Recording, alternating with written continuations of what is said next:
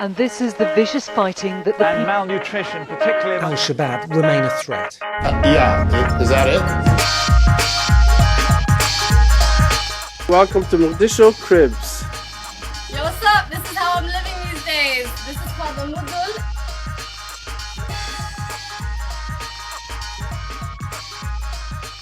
Starting out, I did not have a mission, and I just wanted to make my friends laugh. ها hoos u soo degayaa 5 daqiiqo gudihiisa kula jooga wadada saarnaa hadda chain and finish baan soo dhaafay. We are in Isling. You can check it out if you are here. Link up. Now, my mission might be just showing that Mogadishu is just as normal as anywhere else in the world. I think a lot of people fret over coming to certain African countries that have experienced war. markaasaan matag bixwaa iyo dhus biiq iyo shuur baq baq baq qarax baa dusheeda ka yaray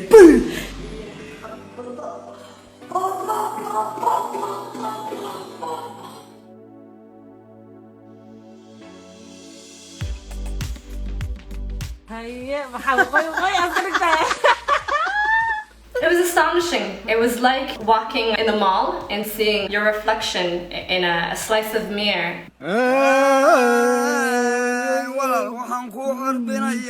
We know that we come from an oral tradition. We recognize ourselves as pioneers in poetry, in Africa especially. No, I don't feel privileged at all. A lot of us who came back to Somalia are here because we want to be here, not because we live lavishly. I'm actually putting myself at risk every time I leave the house, knowing that there's a sniper on somebody's roof, a suicide car can zoom past me, but I'm here to make that change.